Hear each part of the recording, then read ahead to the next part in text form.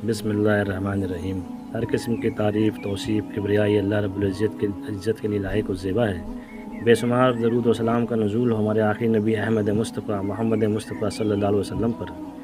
मेरे दीनी भाइयों और प्यारी बहनों, आज का जो मौजू है वो एक मोमिन का दिन कैसा होना चाहिए उस पर है। मेरे प्यारे भाइयों और मेरी प्यारी बहनों, उम्मीद करता हूँ आप सब खैरियत से होंगे। आज हम एक बहुत ही अहम मौजू पर बात करेंगे और वो मौजू है हमारा दिन, हमारा 24 घंटे का दिन। अल्लाह ने हम सबको दिन दिया है, लेकिन हम इस दिन को कैसे गुजारते हैं कभी हमने सोचा है? किसी का दिन सुबह 10 बजे शुरू होता है लड़ाई से, मोबाइल से, और रात तक नफ़रत और थकान में ख़त्म हो जाता है। और किसी का वही 24 घंटे का दिन फजर से शुरू होता है और इशा तक बरकत, सुकून और इबादत में गुजर जाता है। तो आज हम सीखेंगे कि एक मोमिन का एक कामयाब दिन कैसा होना चाहिए। इस बयान को आप गौर से सुनिएगा, आपकी ज़िंदगी बदल सकती है।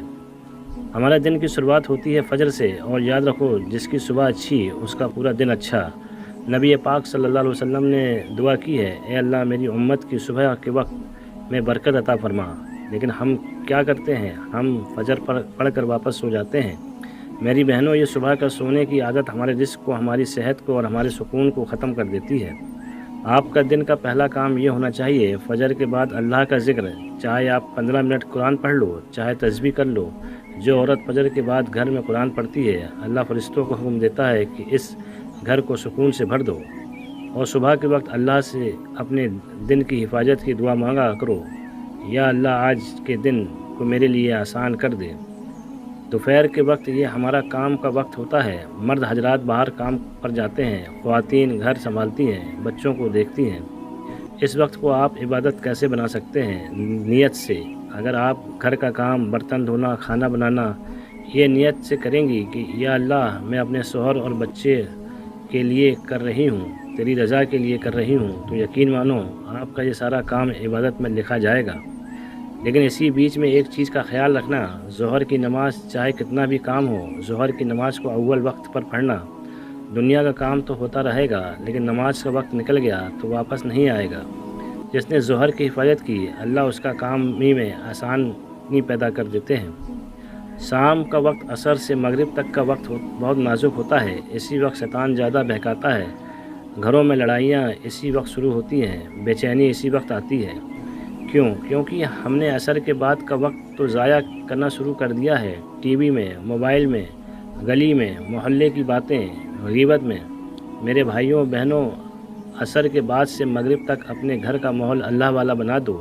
थोड़ी देर के लिए टीवी बंद कर दो, बच्चों को बैठाओ, उन्हें कोई हदीस सुनाओ, इस्तग़फ़ार सिखाओ। जब घर में शाम के वक्त अल्लाह का ज़िक्र होता है तो उस घर में जिन्नात, नज़र, हसद, लड़ाई झगड़ा सब ख़त्म हो जाता है। तो मेरे दोस्तों, आज से अपने दिन को 3 हिस्सों में बांटो। सुबह को अल्लाह का ज़िक्र से शुरू करो, दोपहर को ईमानदारी और नमाज से गुजारो, और शाम को शुक्र और ज़िक्र से ख़त्म करो। यकीन मानो, अगर आपने 7 दिन तक अपना दिन ऐसे गुजारा तो आप खुद महसूस करेंगी कि आपका घर में, आपके दिल में एक अजीब सा सुकून आ गया है। चलिए दुआ कर लेते हैं। या अल्लाह हमारे दिनों में बरकत दे दे। या अल्लाह हमें अपने दिन तेरी फरमाबरदारी में गुजारने की तौफीक दे दे। या अल्लाह जो दिन हमने गफलत में गुजार दिए हैं उन्हें माफ़ फरमा दे, और जो बाकी हैं उन्हें अपनी इबादत वाला बना दे। आमीन। तो ये था आज का बयान। अगर ये बात आपको दिल को अच्छी लगी हो तो इस वीडियो को शेयर ज़रूर कीजिएगा। क्या पता आपके शेयर करने से किसी के दिन में सुधार आ जाए। अस्सलामु अलैकुम वरहमतुल्लाहि वबरकातुहू।